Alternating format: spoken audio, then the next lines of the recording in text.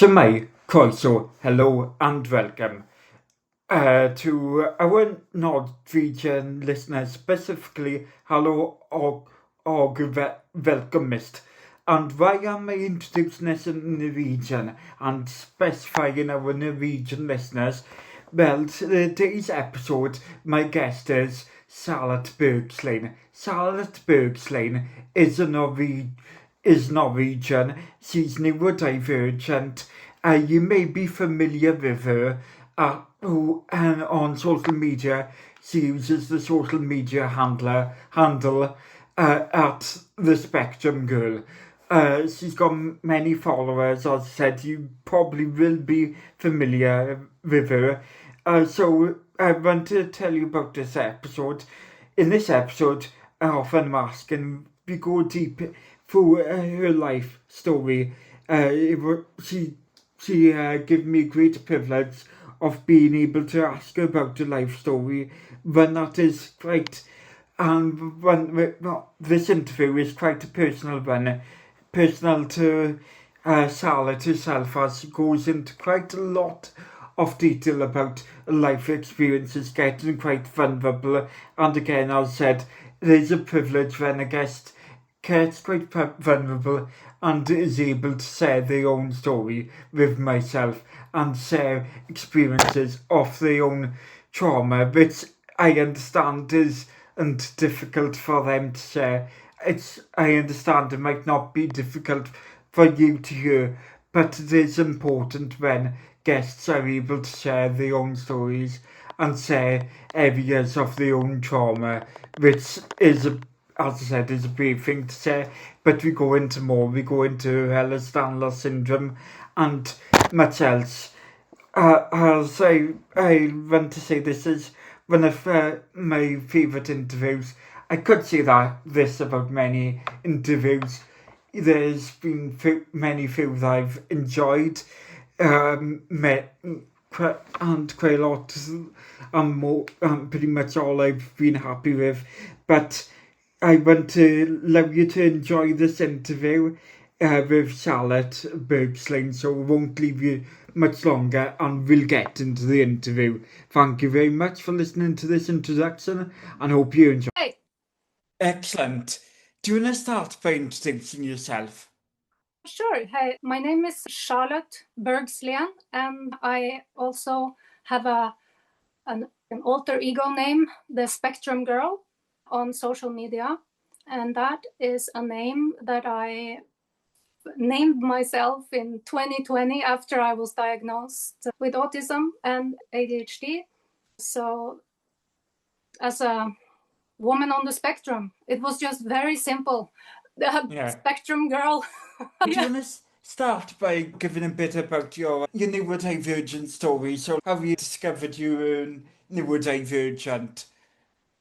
Yes, I felt like I was different, like everyone else who tells their story about that. But it's like from as far back as I can remember, since age 3, I remember just feeling like depressed, if it's even possible for such a young child. Yes, maybe I was depressed too, but my parents got divorced when I was 3. So obviously it has made an impression on me, and that's probably why I can remember that feeling. But that's when I got this sense of being self-aware. And as soon as I had that sense of self-awareness, I noticed that I was just thinking as if I was detached from other people and felt lonely always, as if people don't really understand me. And just that feeling just always was there, because no matter who I tried to socialize with or discuss with hobbies or interests or anything like that, I just never seemed to find anyone who I truly connected with. And it was just, I didn't even fit in with the nerds, and I didn't fit in with the cool people. I just didn't fit in anywhere.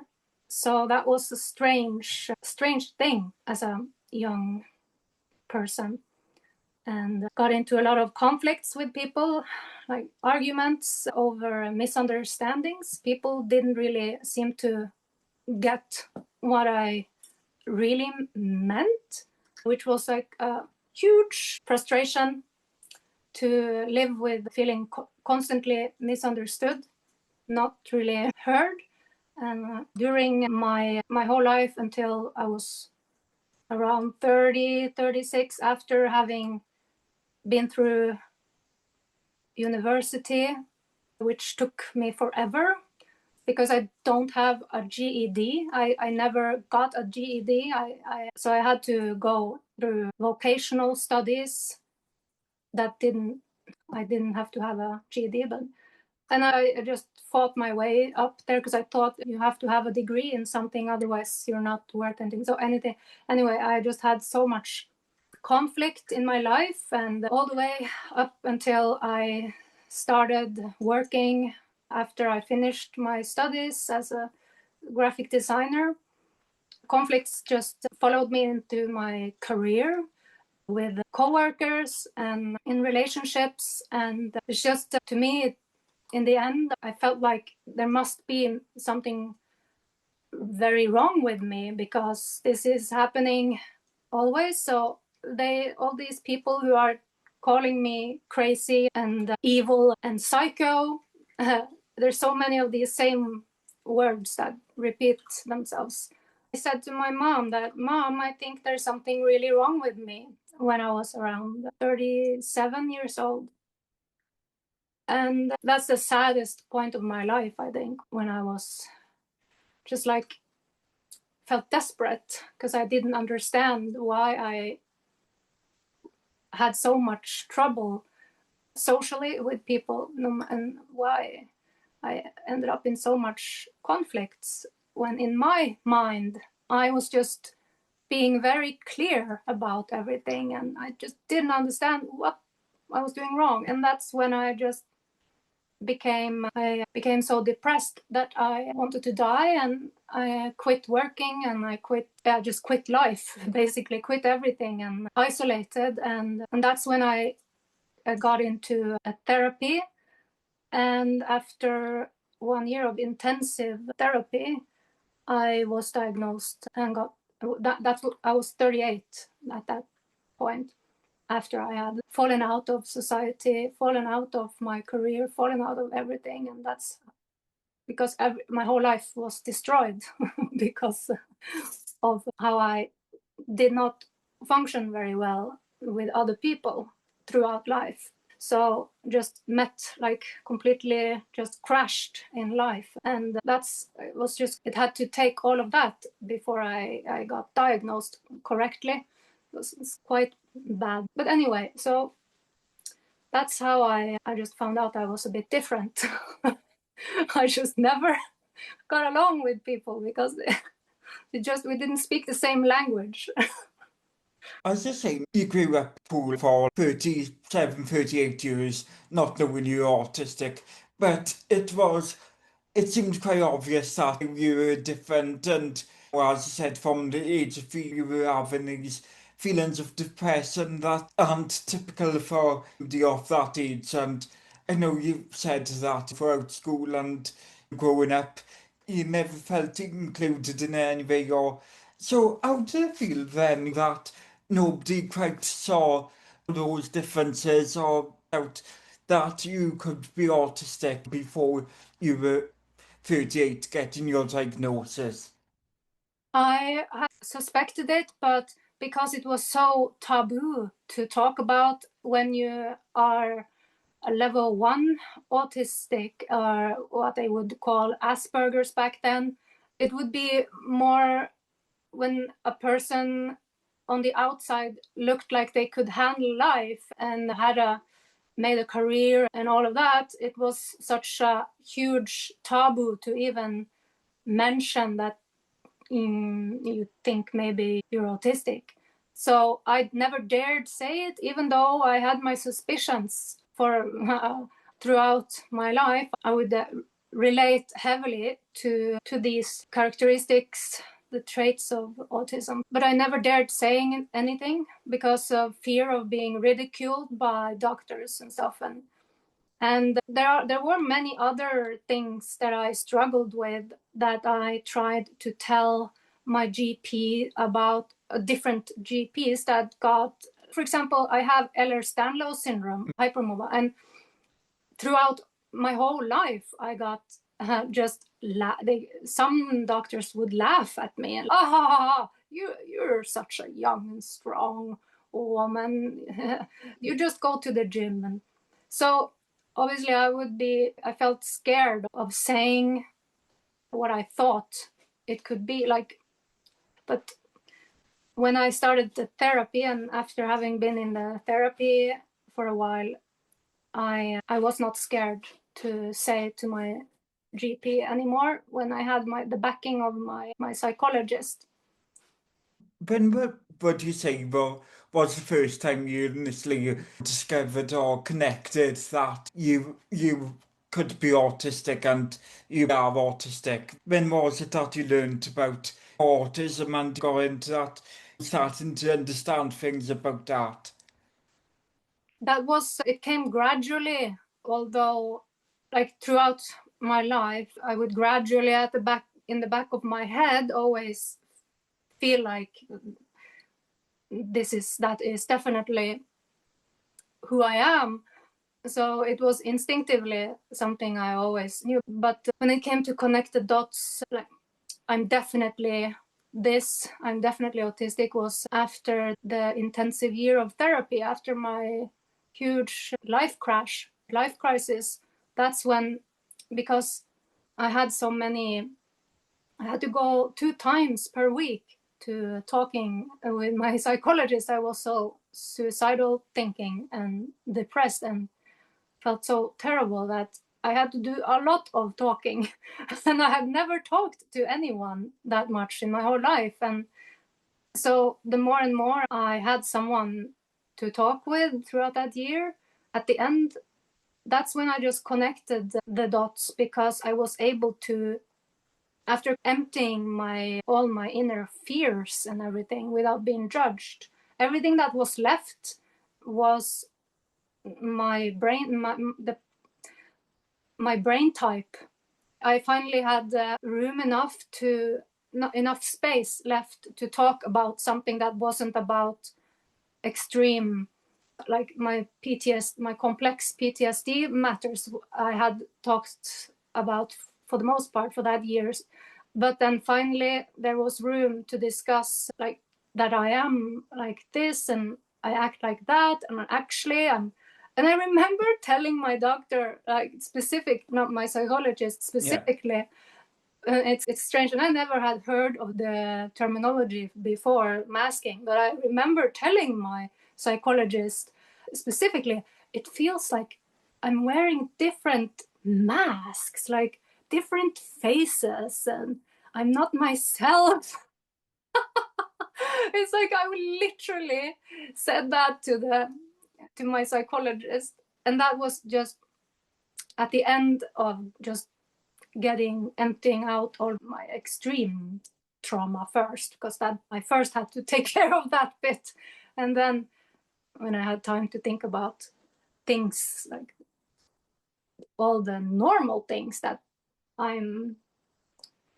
that take up space in my mind, and the way I think differently, detailed and all of that, and how I feel when I am with other people and all that. I finally, if you know the difference, trying to explain, if you understand what I'm trying to say, like I have complex PTSD, so most of the time in therapy for that intense year just went to talking about that complex PTSD, like my nightmares, my extreme fears of feeling like someone was going to be at my door and hurt me and stuff like that. I for the most had to talk about for the first year. So when that was calmed down and I started taking antidepressant, and my brain finally had time to actually not be constantly in flight mode and fight and flight mode. I just immediately was like, I just said to my psychologist one day, hey, so I think maybe I have Asperger's, because it's a few years ago, so it was still not normal to say Asperger's. And I just said to him, he just immediately responded and said, yes, I think so too. And then he just said, I'm just going to refer you to a neuropsychologist for some testing. And then he just did that, and then it was just a done thing. It was just came back the scores and the results. Suddenly then I had an autism spectrum disorder diagnosis. And I guess in a certain way, I guess probably going forward and exploring your PTSD, your C-PTSD, helped you learn a lot about being autistic. Because I guess, would you say in a way that your C-PTSD was linked to, in part, of not being diagnosed when you were young and going for 37, 38 years of not being diagnosed as autistic, having to, like, for these years, mask and feel that social isolation of not fitting in and, like, have that communication differences. And as you've said, you had so many different labels of, like, people calling you nasty things, like, as you said, psycho or evil, and I guess all that kind of may be linked with it, would you say? Yeah, definitely.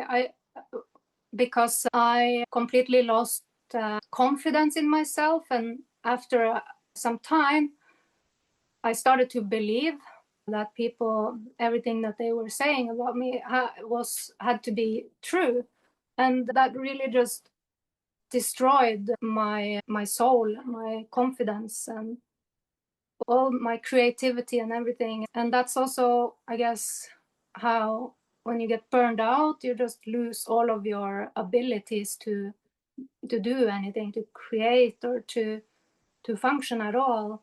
It's like you have this loss of skills. Because I was a designer, I've always been creative. I used to study music and sound production, and I studied art, and then finally graphic design, and I became a designer and a branding expert and all that.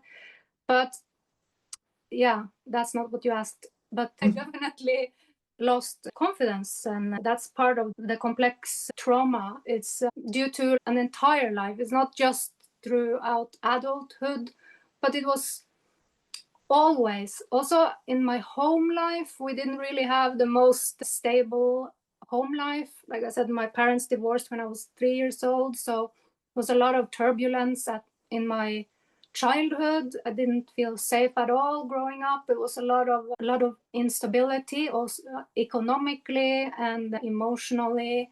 And then in school as a kid, what's it called, elementary school, like far up north in the Arctic, because I'm from the north of Norway, and it's the resources, I guess, back then in the 80s, because I'm from the 80s.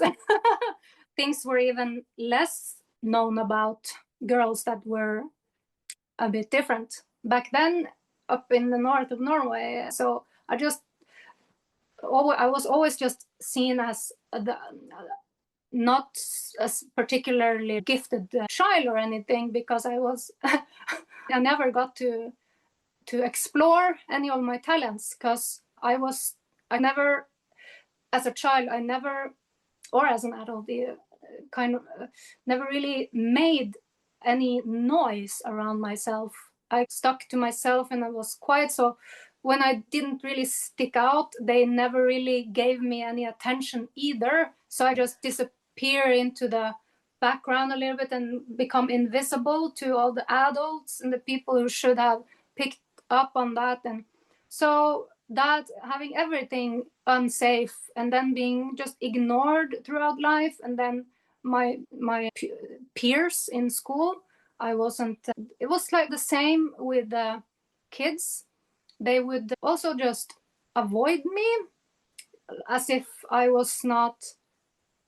It's a strange thing to experience. If you're seen with a person who is not desirable, then it's like people are afraid that undesirable that is going to rub off on them. So it's like people didn't want to be seen with me or attached to me or anything like that. It's strange, but that's how I could also sense that as a kid, that people was not interested in being connected to me. So even if some people might hang out with me on after school, they wouldn't be talking to me in school the day after. I would never really be accepted in a space. I was just only good for being used for their entertainment whenever they needed it, because someone else, I was the third option because the first and the second option was already taken. So I could, that also messes up a person inside when you're like not really wanted.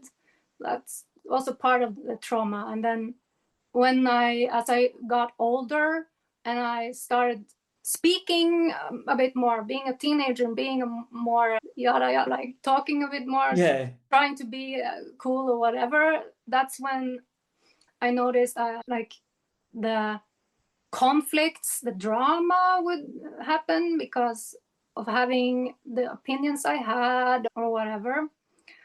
And throughout life, I would probably be seen as a party pooper or something who would call out stuff.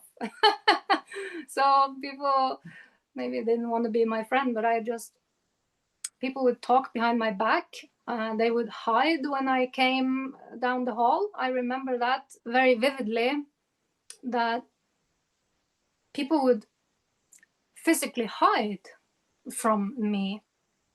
I saw one time when I was at the local mall in my hometown. I was in a clothing store just by myself and browsing at the clothes, and then I saw the security mirror up in the corner, and so I could see who was behind me in the security theft mirror. And there was like two girls from school that I was in my class, and then they both pointed at me, whispered at each other, "That's Charlotte."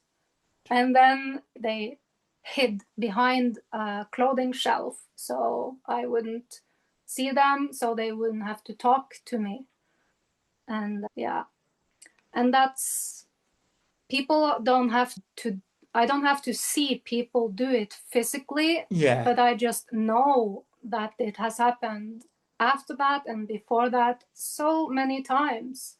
And lately it has happened like in a very cruel way, but that is recent. So my trauma has started coming back. I was starting to do better after being bullied like this, because this is a form of bullying that is like a psychological kind of bullying, when you are being ignored and freezed out like that, talked behind your back. Like it's a type of bullying that makes you feel like you have some sort of disease that nobody wants to get. Everyone will get infected if they are with you. And it can make sense of like that, and how it can make you feel like that. Yeah, so that is my complex trauma from social life, was everyone always treating me like I was worth nothing. And then if we had some disagreements, people would always escalate everything into me being a crazy woman, which was so unfair always. People would spread rumors about me and things that I never have said. And it's like it feels like a nightmare, because there's nothing I can do about it. I could not do about it back then. Now I do I feel like I can do a little bit more, which is I can speak on my own platform, my own truth. And that is a bit of a relief. And I have a psychologist I can speak with, so that's nice. Yeah. But I was unlucky also when it comes to relationship. I ended up, my last relationship, I was in a very abusive relationship. So that accumulated all of my being bullied and all of that into a whole new level of being scared. So he would beat me and threaten me on my life. And that was around age 34, 35. And at the same time, in the workplace, I was very much being bullied and harassed at work. And at home, I was being abused. And this, my partner, my ex, he was also in the design industry. So we worked in the same business in the same city. So it was a very small network. And he was senior to me and had much more a network. And I didn't really have much of a network. And he basically, he left a message on my phone answering machine. What is it called? A phone? Yeah, I know what you mean, like voice notes, yeah, and all that. Yeah. Yeah, he left a voice message that I downloaded it, and because he is threatening to kill me and also to never speak well about me to anyone in the industry. I don't know why I saved it, because I can't really do much about it now. It's 10 years ago, but because he threatened me on my life, obviously I saved it. But it's like nobody ever believed me back then. None of his friends. I tried to ask for help. I tried to ask for help at work, that I was being beat up. And they just told me, you know what, that's a very serious thing to accuse someone of. So they didn't believe me. And I was just a crazy woman. People just got very uncomfortable around me because, I don't know, maybe it's a Norway thing, but to speak about very personal, private things like that is just too much, too uncomfortable. I think it's our good thing of sometimes for some people where they hear something super terrible has gone on, and it's like almost want to deny it or not want to believe it, because sometimes thinking that is better than it's been real and having to do something about it. So it's something of being able to avoid a problem or when total shock by it almost. Maybe. Yeah, because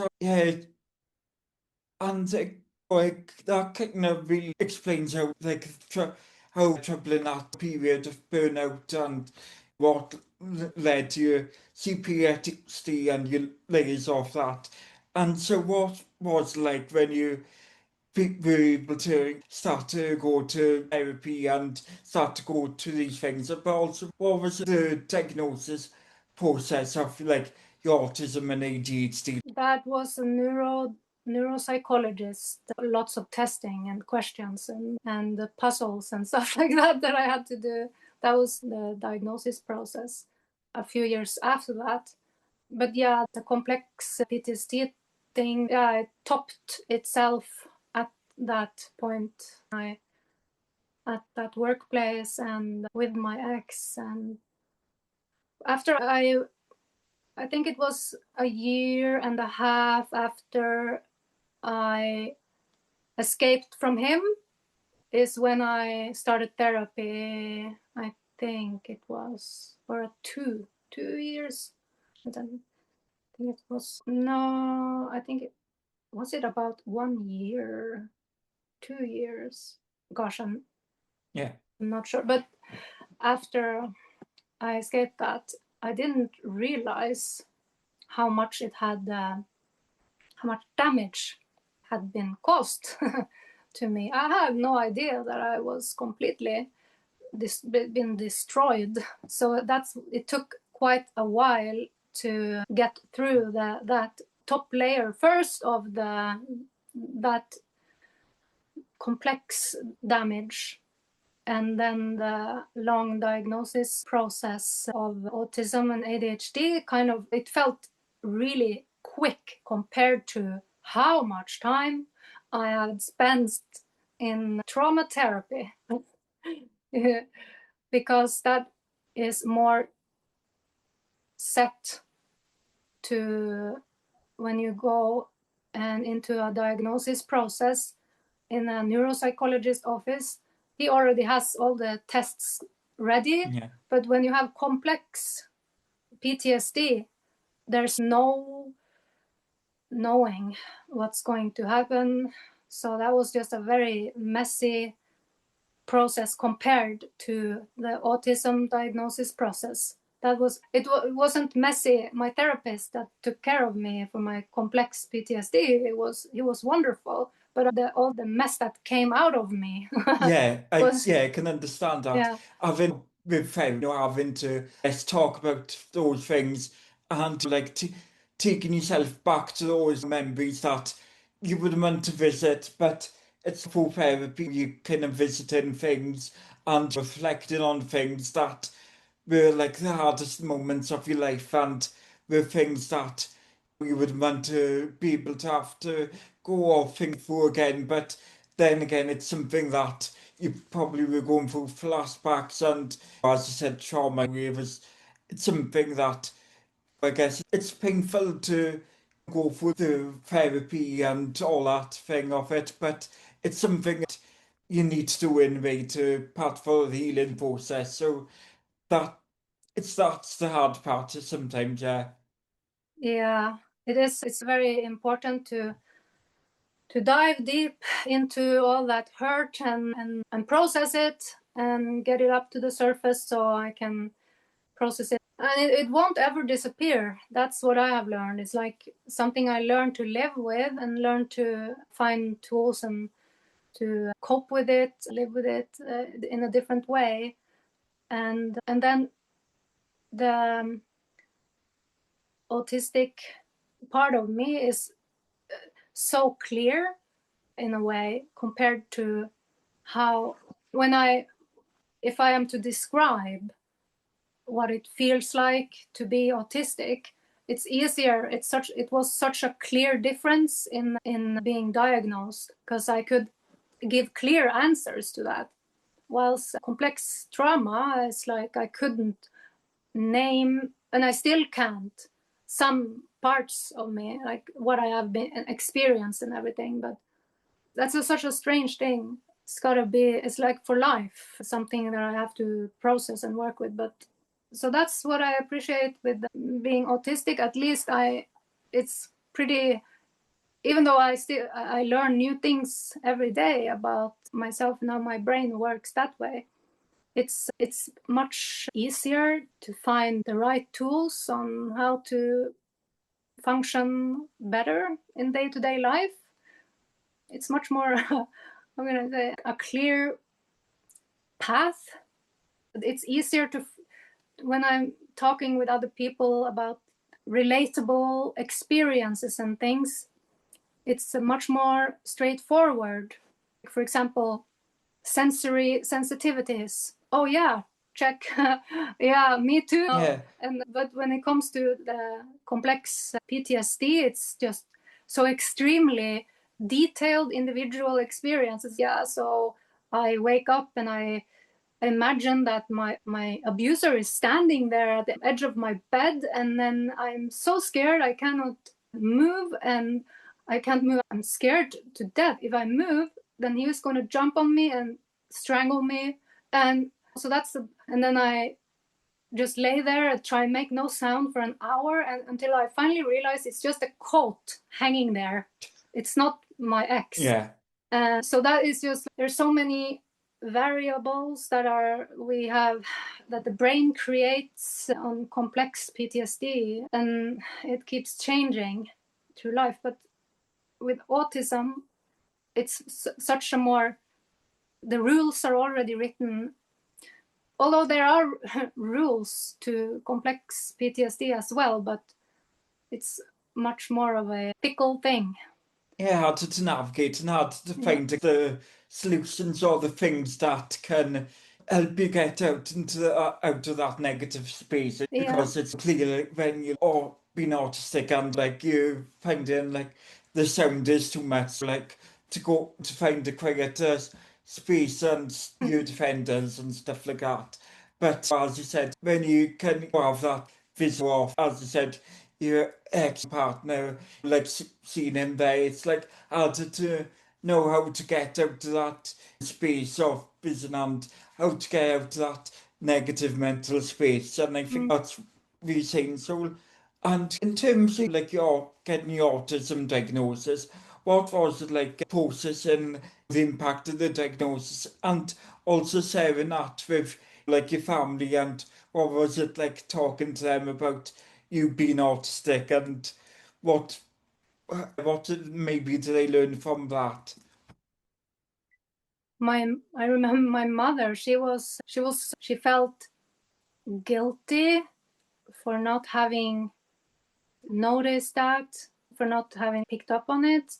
When the diagnosis came back, the report about me it just made so much sense that my mother, she felt guilty and she was crying a lot about it, felt terrible about oh my, like that I must have suffered so much. But I don't hold that against her, because she didn't really have a very easy time herself. Very young, she was very young and divorced. But it wasn't really a huge surprise that there was something going on that was different about me. When I told my family, so my sister, she was diagnosed with ADHD when she was like a teenager.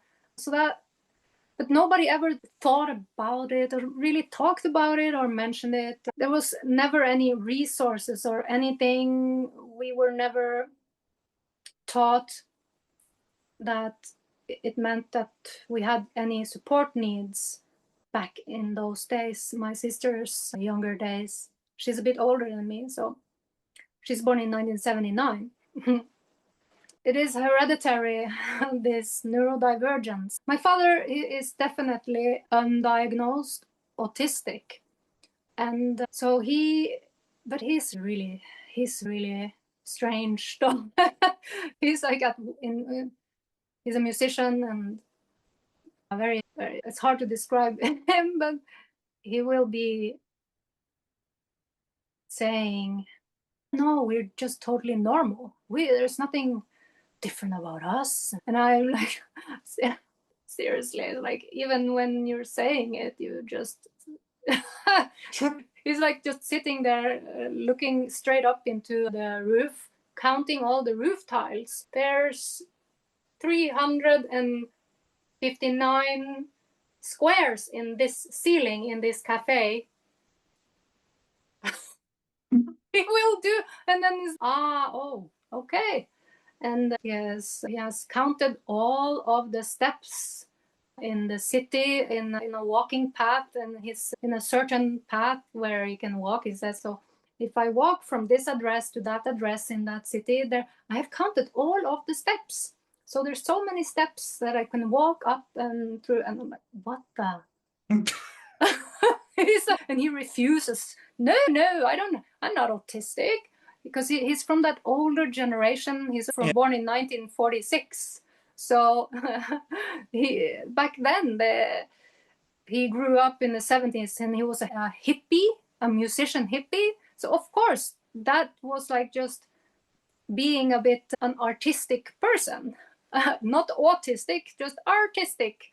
But that has been, I guess it wasn't really a huge surprise to anyone in my family, although it's like we come from a low resource, low income, and low education background family. So I guess no one had really ever heard much about anything about any diagnosis of any sorts. So I think that has to do with it, that they just don't really know what it is that I'm, except my mother, she she understands it very well and was, she had some grief thinking back.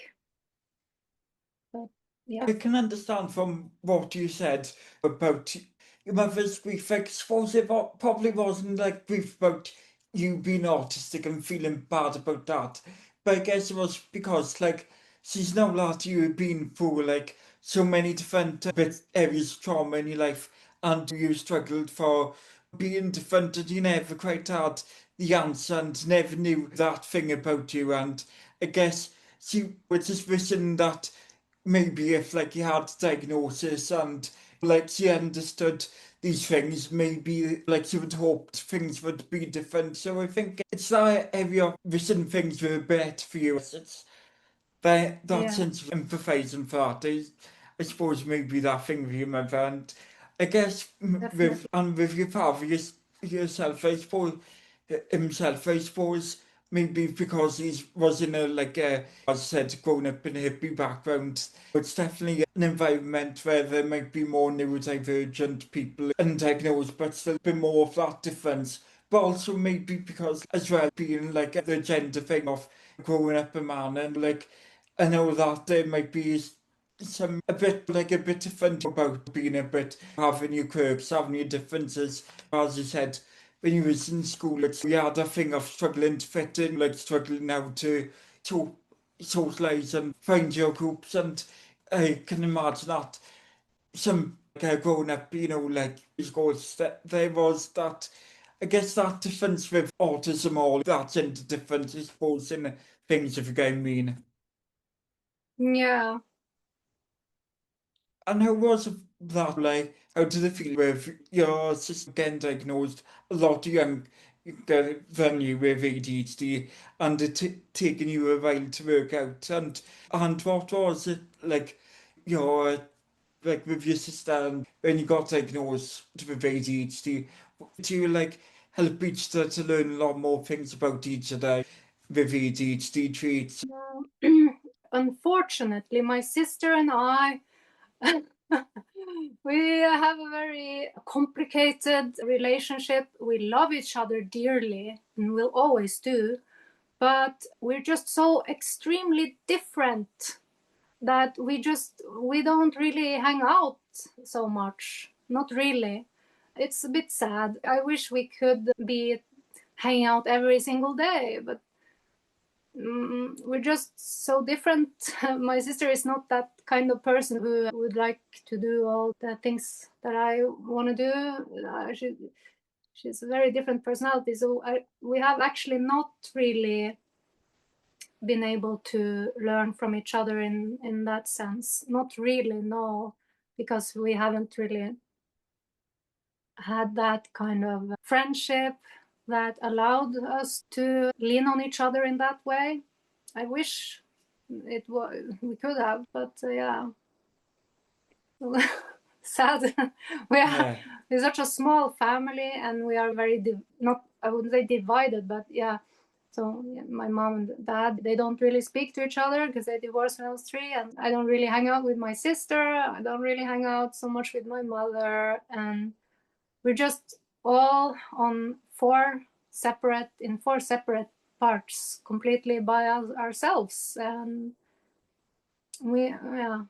so it's a bit, I haven't really had any support in, although my sister was diagnosed with ADHD because of that. No.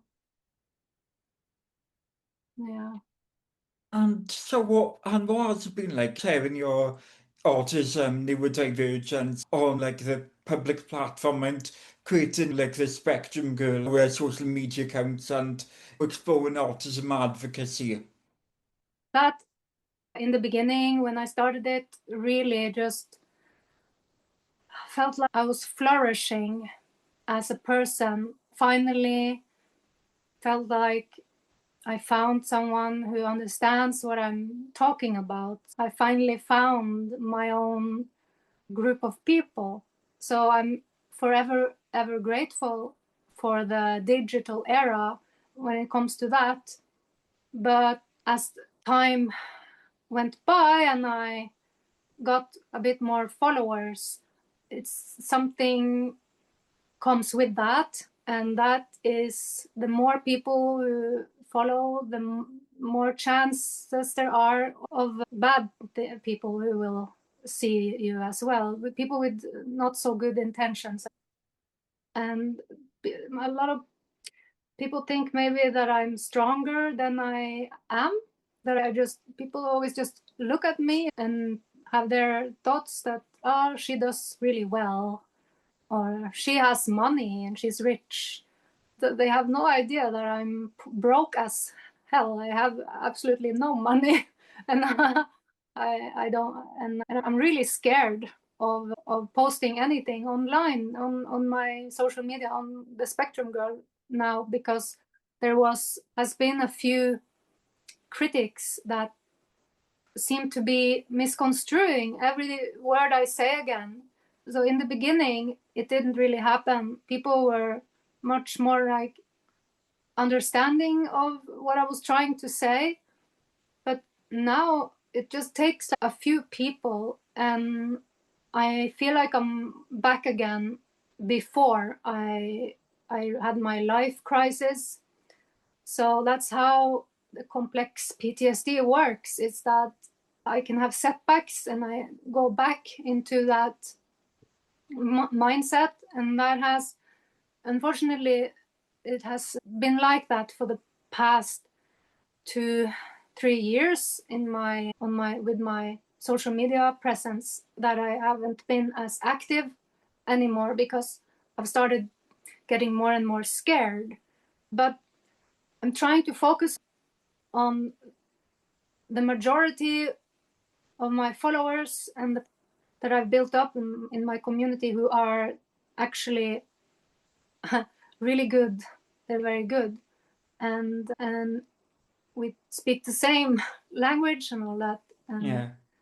And I'm trying to be strong for that, for those people who want me to continue and stay on and share and create my my content and share my views and everything. And so because of these people who have never given up on me throughout this time, and every time I have felt like my words are being twisted now, this again, there are people who do understand.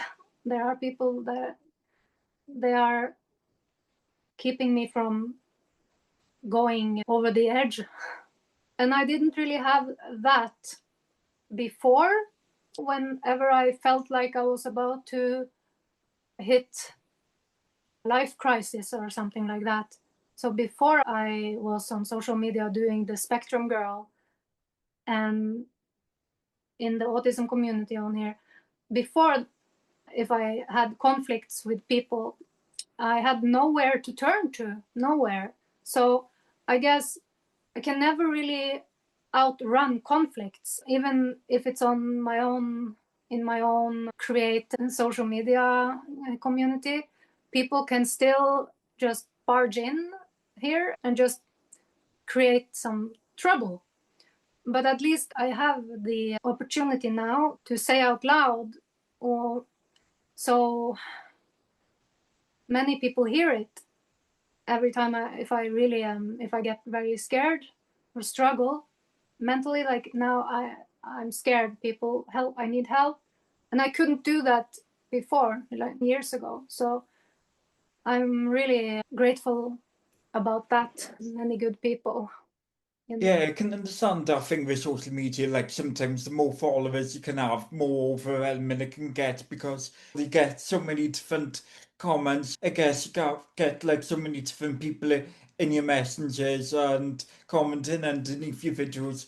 You'll get some good comments and some negative ones, and then it's the thing that I suppose is important about social media is finding with the good people, like the people who are like there for you and kind of motivate you, and I guess have helped you for your own struggles and for your own trauma. And I think it's the most important thing I find with social media, at least, is find finding the people who value you and not to be more not to be follower focused on building a large audience, but building one that kind of gives you what you need of social media and you need from having creating that space and creating that community. Yes, that is exactly how I feel. I want to just focus on each individual person that I'm connecting with. And that's what I have started to try and do my best only to focus on, and not let the other things, negativity, get to me. So I definitely agree with that. There are really positive, good people out there in the community. What have been the things that have helped you through your like trauma and helped you with your mental health?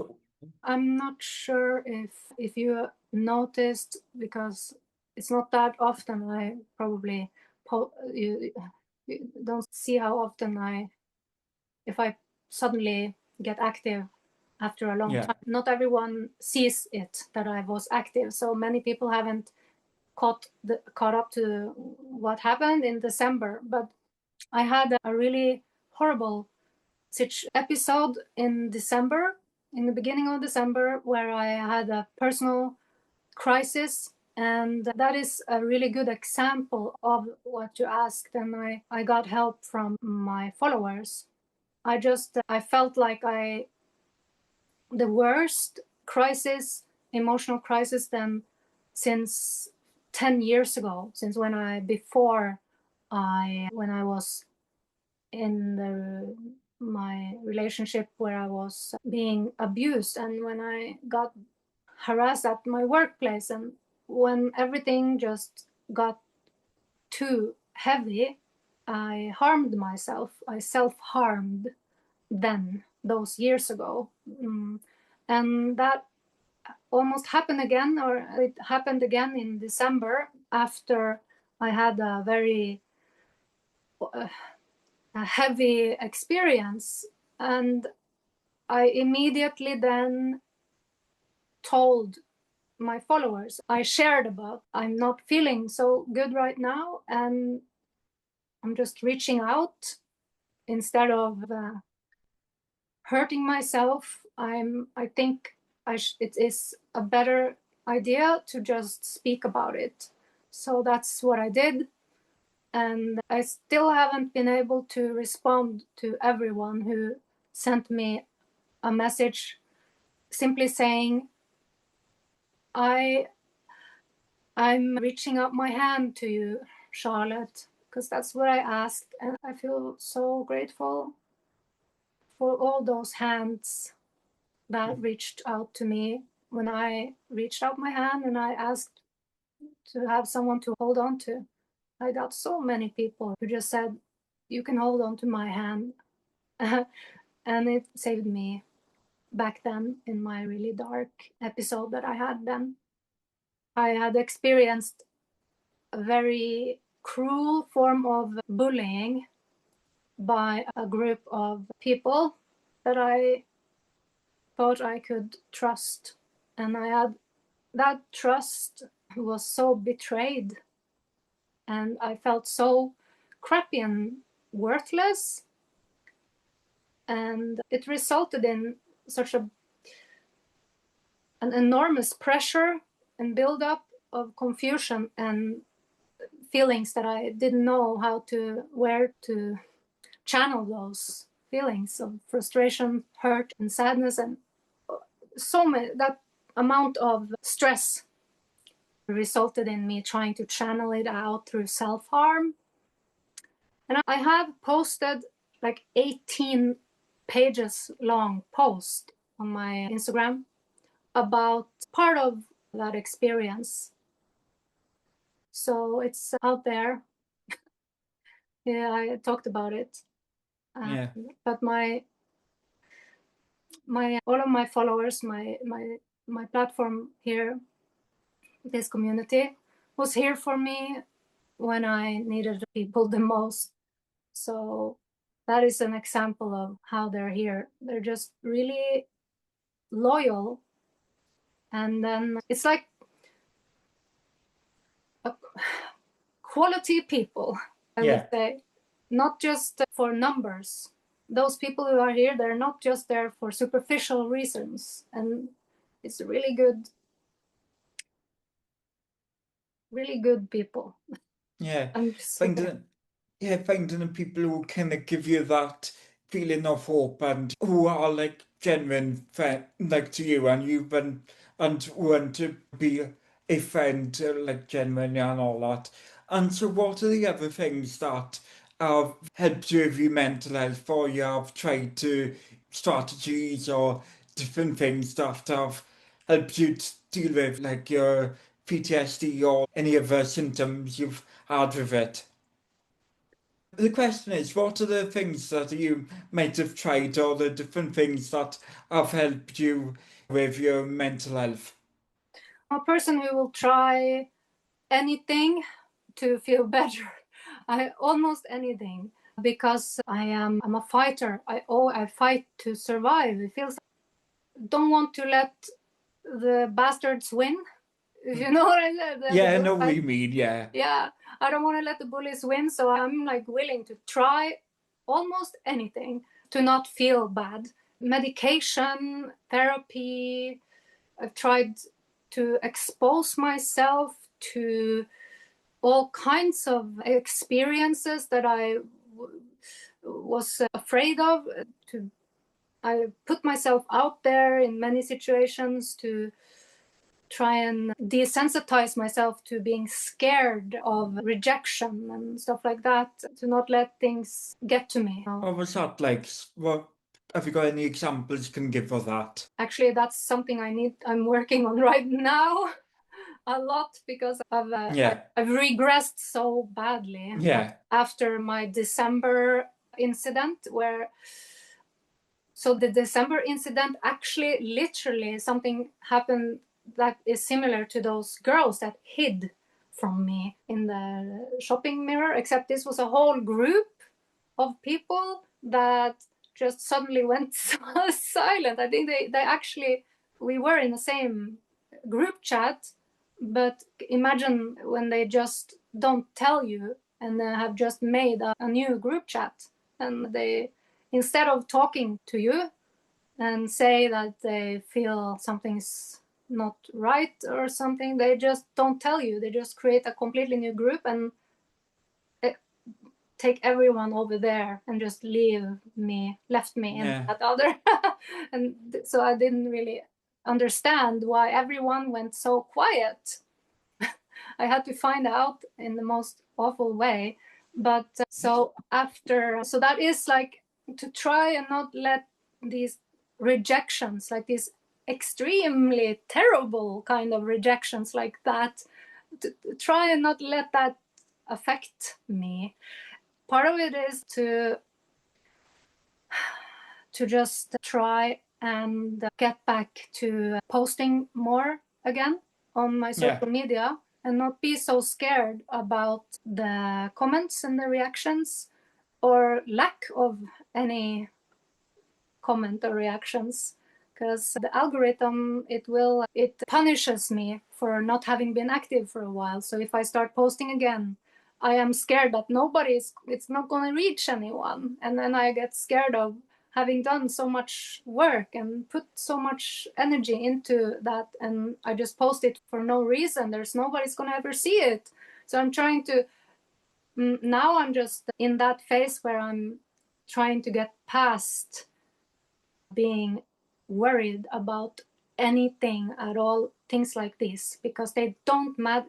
They don't really matter, not in the big grand scheme of things. Yes, because we're just so tiny in the universe. So I'm trying to be as logical thinking as possible in this situation, that it really does not matter. Nobody, some people do care, but it doesn't. It's okay. That's what I'm trying to tell myself. Is if someone hates me, or if someone likes whatever, obviously I do care. If someone likes me, I will be very happy. But I'm trying to working really hard about not letting it rub off on me, all the hate, the terrible haters, and just put myself out there again. I think I remembered something that I've done before with exposure therapy or something like that.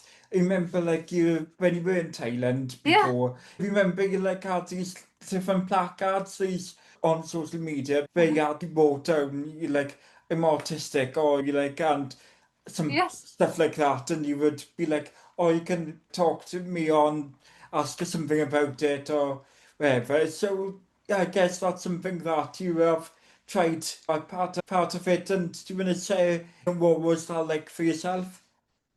That is actually something I should do right now to try and get over my fears again. Back then, I think I was at my strongest mentally. I wasn't scared about anything. I was doing so well at that point, and that's where I want to go back to. Right now, I feel like I'm just so scared all the time. Someone really scared the hell out of me, not only right before in December, but other people too. But I want to get back to that situation where I can stand in the street with a sign, talk to people, invite people to come over and ask me about being autistic. I have actually thought about it, that I feel like I'm at that point where I just need to throw myself out there and just expose myself to take my fears head on, to meet my fear head on and just do that.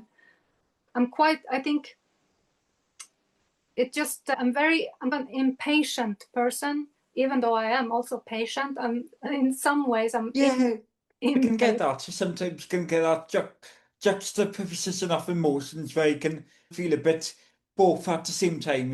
Yeah, that's probably it's a personality type, I think, but maybe connected to having ADHD at the same time, that impulsivity, but not necessarily, though. It's not necessarily because of ADHD. I feel ADHD in me is much more of an executive dysfunction problem. That's how my ADHD is prominent. But to want to just make things happen is more of, it comes from a place within me because of it's just logical. I just see a process in my mind and I see how this is going to function. I know how it will affect me, so it is the most practical thing to do right now. It's the fastest way to healing, for example. So I get impatient and I just want to get it done. I want to heal. So I just get very, I need to do this now. But there are some challenges to it, some practical challenges to it. If I do it, I need to have another person with me because I do have the PTSD. So it's not that easy to find someone who will be a security person, who can sit in a corner and wait for me while I'm doing it. Yeah. So it's a bit of a logistics challenge to just jump up in the street and do that. I could do it here in my neighborhood though, but it's just not such a traffic. It's not that much traffic here. Not too many people will walk past me. I would just. Also, it is winter in Norway, so it's like really cold. I can't can imagine it's quite cold. Yeah, it's -9 degrees here today. I think maybe even more now. So I think, yeah, logistics wise, weather wise, it's not so easy thing to do, but it's a really good, efficient way to. Yeah, try to put yourself out there. Yeah. And is there any other things that you like try to with exposed therapy or any other different therapy things that you have tried or you will go to try to help with like your mental health or help with like certain areas of your healing? This, for example, talking to you, I haven't dared to speak to people for a really long time, and I just now think this is also part of all the little steps that I take to get better. Yeah, and I hope you find this is going good anyway. I hope you find this is going good. Yes, I really like it. I And think it's really I'll try to, I probably won't keep it too much longer, but I want to also ask you about your Ehlers-Danlos syndrome. So how does that affect yourself? Oh gosh, yeah, that's a good question, because I should talk about it much more than I do. I'm terrible at actually mentioning how that is, because it's such a it affects my life very much. And since I've had it since you're born with it, and then I wasn't diagnosed with that until I was 39, actually. That came after, I was 39, the year after my autism diagnosis. My entire life was being medical gaslighted about my pain and all that. And now life is much more about not pushing myself so hard that I get inflamed areas in my body that keep for a whole year before it passes. Before my diagnosis, I used to walk around with, for example, tendonitis in my shoulder I think I walked around with it for, 3 years, and no one could answer me what it was. Why did it happen? But now I understand, because I couldn't wear a purse, a cross-body purse for a certain amount of time, for example. And after I stopped doing that, I don't get that inflammation in the shoulder. I can carry stuff, but I now know I cannot do it for a certain amount of time every day. And so it's just like my adjusting to what my body can and cannot has really been such a huge difference.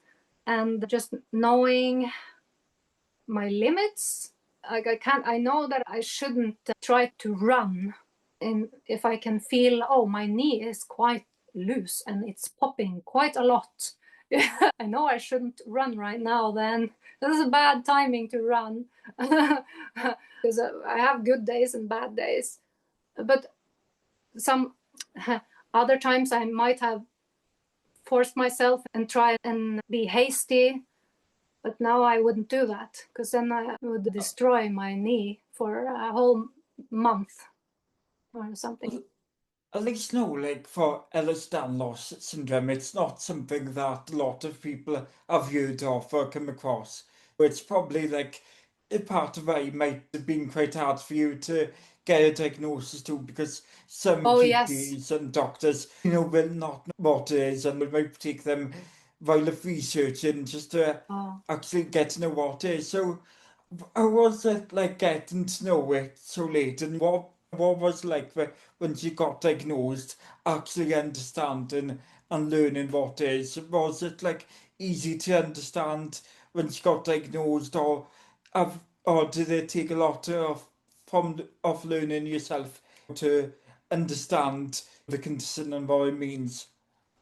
That thing I learned through my new network and community on social media, that told me my symptoms were very much sounded like Ehlers-Danlos syndrome. So that's the first time I heard of it, and I brought it up with my GP. And it was because I was already diagnosed with autism that I learned through my community that it is a higher percentage, a higher possibility to have hypermobility issues when you are autistic. It's much more likely. And that's how I came to that conclusion, that it would only be logical to look into that, because of my lifelong struggle with chronic body pain and injuries and bruises, and very strange that could never be explained. And so that I have to thank my community for teaching me that. But it was really hard I was denied a couple of doctors first, but I searched for how many specialists we had in this country, in Norway. And I found we have like only one specialist north in Norway in a hospital. And then I asked my GP if he could refer me specifically to this doctor who is like a specialist on Ehlers-Danlos. And then I got denied because there was like a lack of resource. They didn't have enough spots to take me into that hospital. But then I tried again.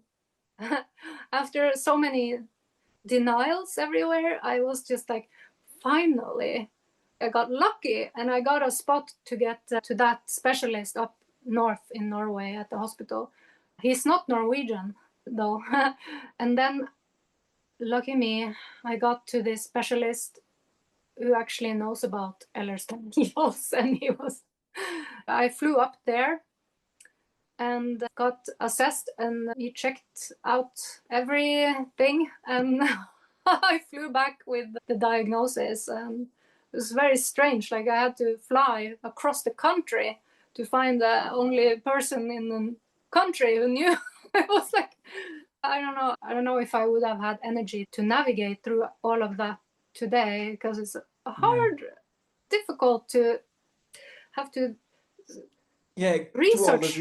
Do all the research and find doctors yourself, and having to kind of like pressure your GP to refer to you to all that. It's not to expect in a person, and because like as it probably is, like a lot more people with Ehlers-Danlos in Norway than is understood or thought about, and there might be maybe more people learning about it now and than whatever a couple of years ago, because I think it's only in the past few recent years, like in only past 5-10 years, that people really been talking about and getting diagnosed with it.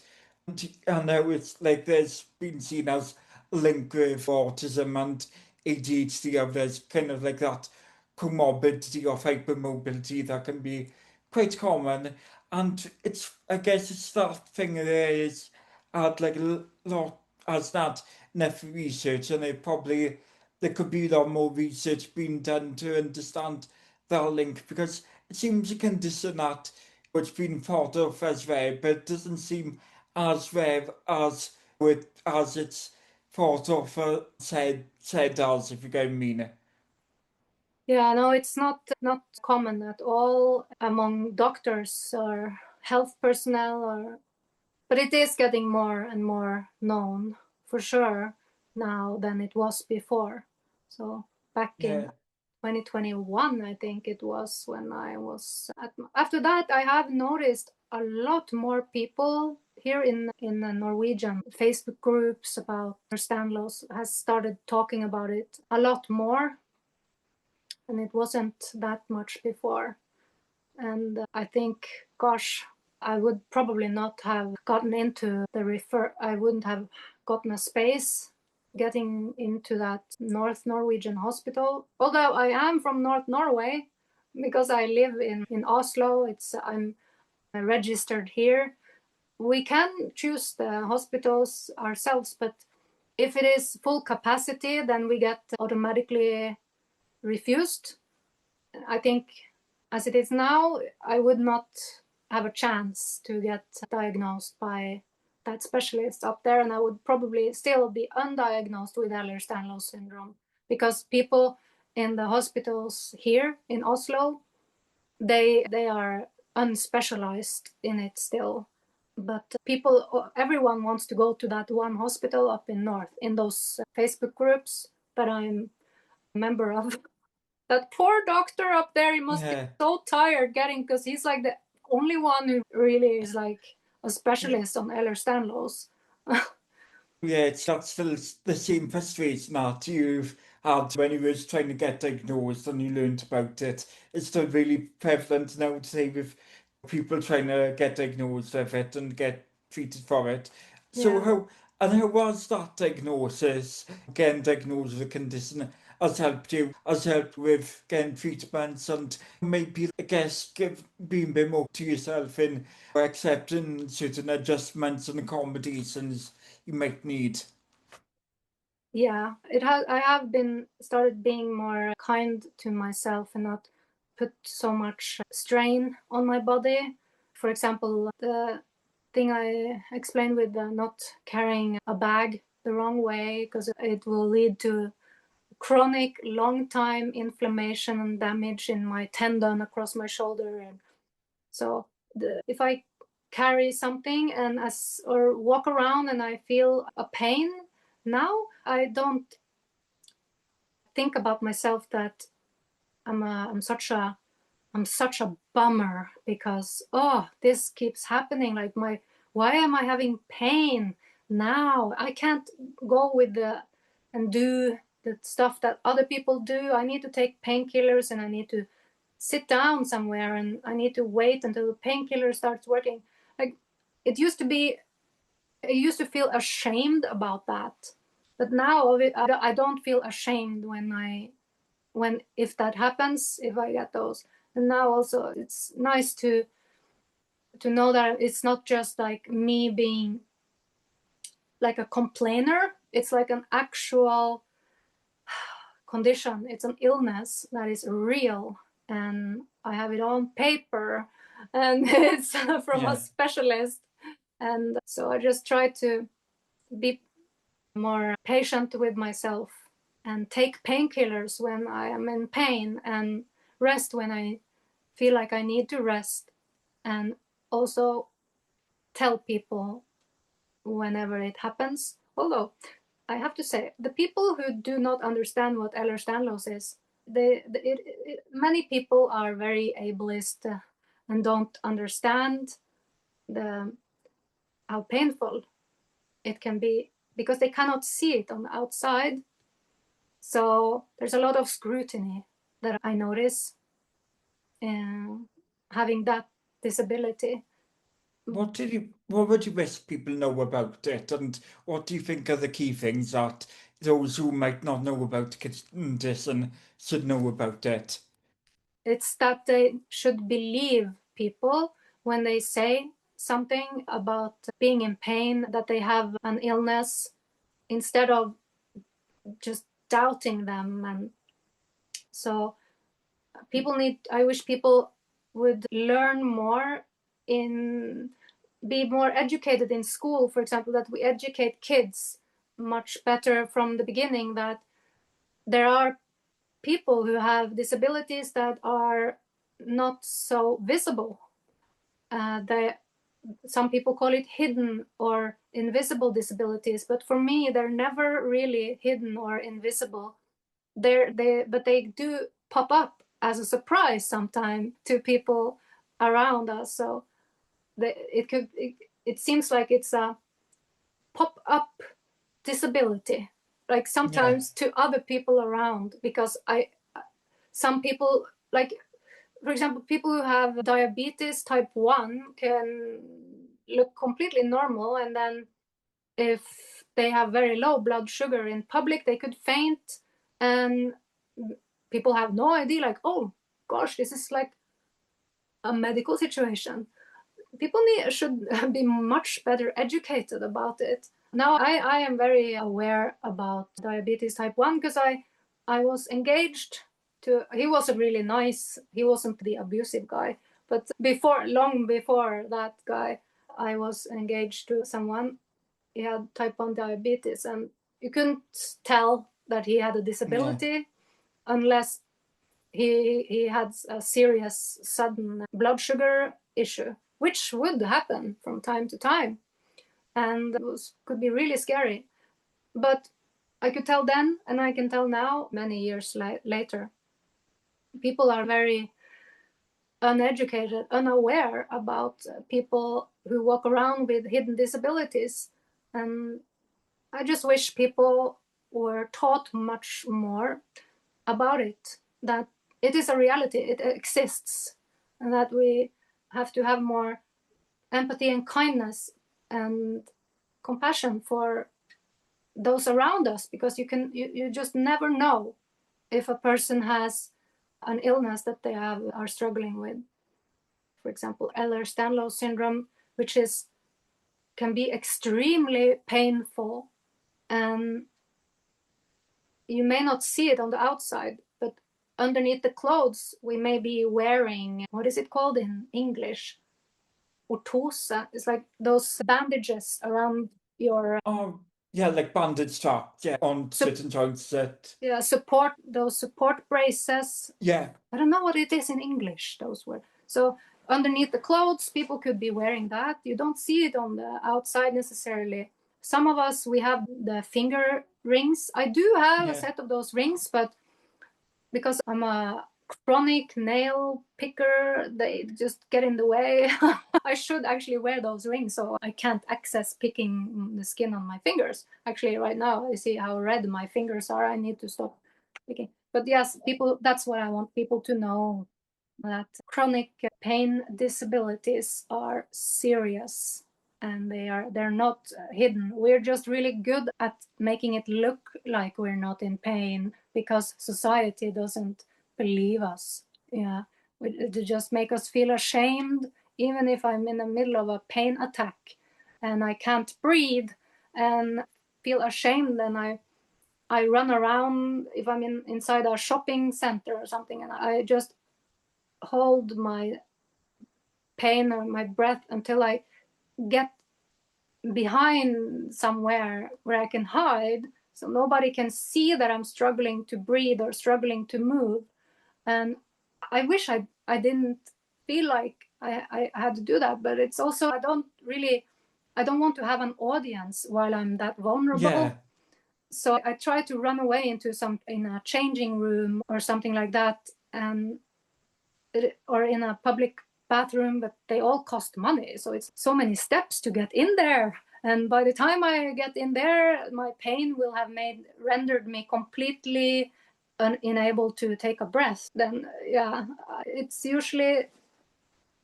isolating sometimes to have Ehlers-Danlos syndrome, because it can be, my pain attacks can be sudden and very debilitating. So I need to have fast-acting pain meds with me everywhere I go. I need to have a little satchel with pills. I cannot leave my house. I don't have a house. I have a tiny studio flat. I'm poor. It's all just a mortgage. I don't own it. But yeah, I cannot leave my flat without my little pouch of pills. I sometimes make jokes about it, that I feel like a little drug dealer with my bag of pills. I try to always make light of all my pain. That's just, I think it's also culture, being a northern Norwegian. And it's just a way of like, dealing with that pain, and you gotta have like a sense of humor just to get along with your day sometimes. Yeah. I think it's okay. It's okay to try and make a little bit of gallows humor out of your own miseries. What should I do? Should I just lay down and cry? Nah, I just try and laugh about it and just make something. And some people have been a little bit, what is the word? Like patronizing or something, trying to tell me like, you shouldn't do that about yourself. Don't put yourself down. And I feel more put down that they say that I put myself down, because that's not what I feel. Not in every situation if I make jokes. Actually, sometimes if I say, gosh, I'm so stupid. Why did I say that? Oh no, that is, I need to stop doing when it comes to my personality, or say, oh, I'm so sorry for things that I didn't even do wrong. In those times I'm putting myself down, but not when it comes to my illnesses and making little light humor jokes like that.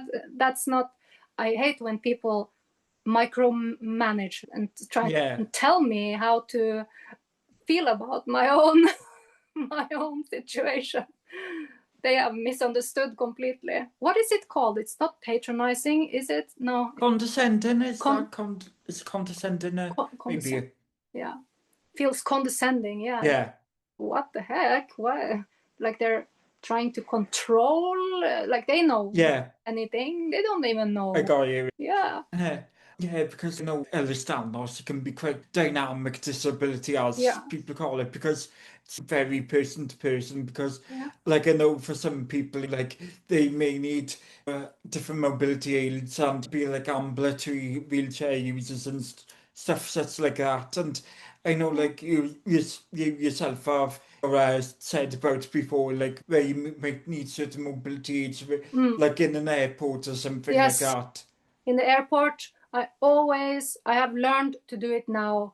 Oh gosh, in the beginning, the first year after my diagnosis, or a year or two actually, I felt still, it's a little bit embarrassing, but I learned that I definitely need to, when it's like a lot of walking in the airports and you carry around your luggage, and because I don't really do a lot of walking, long stretches, and people don't really think about how much walking airports are actually, and then walking to the transportation and going and getting yourself to a train station, from there into the airport and around in the checkout, all of that. It's quite a load on the body actually in the long stretch. It takes a few hours. So as a preventative measure to not have an inflammation reaction in my joints and tendons in my body, or have a subluxation in any of my knee or my ankles and my knees especially, I get sudden subluxations when I'm walking. And that used to happen in airports before, and I would just limp my way. And now I'm just thinking, no, I'm not going to put myself ever again in that situation. That's just like cruel to myself. So it has been life changing, because before, if I had a long journey, my body would be destroyed by the time I reached my destination. Already would my body have injuries. So this way, by arranging for a wheelchair at the airport to get to the gate, and from the gate when landing, has taken off a huge amount of that stress on my body, on my knees and my ankles, because there will still be some mobility that I need to be able to handle when I get to my accommodations, for example, my where I'm supposed to stay, stuff like that there. So I will still always need to, so I have to save some of my leg energy and my back, neck, so I have 2 slip discs in my lower back that are extreme big injury, and a lot of the discs up my back and up my neck are not doing so well. They're slipping. So I'm not trying to not overload it. Yeah. And that's also why I got my cat. I got him a wheel thing that I can take him with me when I take him out to the grocery store, because that's just like a few meters away. Go in here in my area around here. Very short trips, instead of carrying him on my shoulders, because I was starting to feel it again. Yeah, I can understand the pressure. On your bones and all that. So, is there anything else you want to say? You haven't got a chance to say it already. Just people. Just want to remind people that we're all vulnerable, fragile human beings with feelings, and we have to always remember to be nice and kind to one another, and listen and with patience, and not judge each other too harshly. Ask questions to each other is so important. That's what I always keep getting in trouble over, is asking questions. But no, that this audience is much more accepting of all the questions. So I shouldn't say, but anyway, I don't have to say it probably, but Yeah. but just be nice and kind to each other. Peace and love.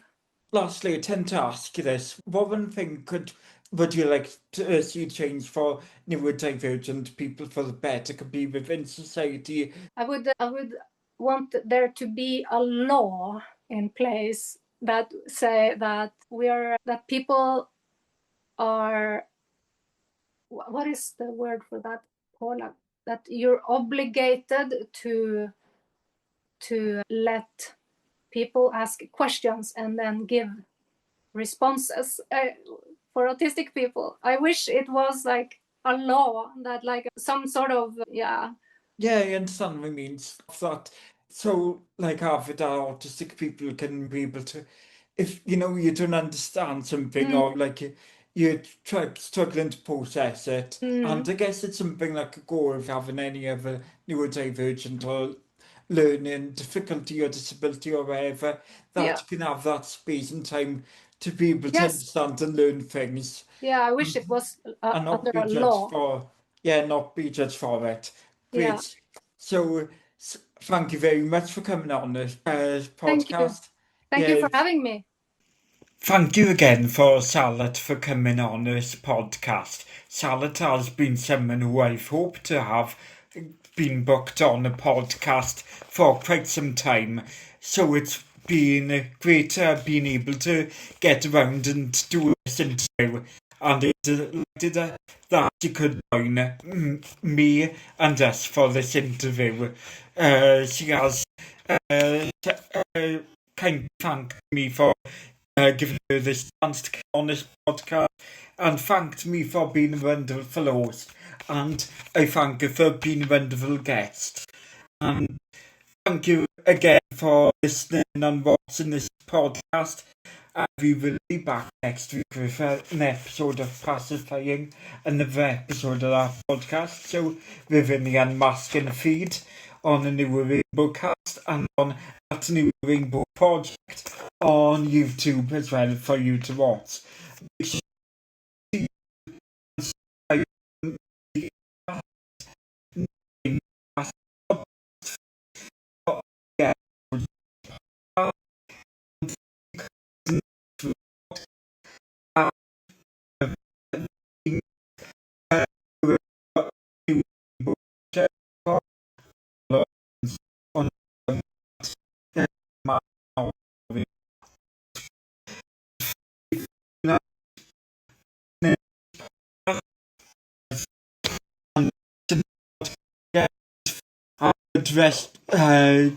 Have a good day and good night if it's a night.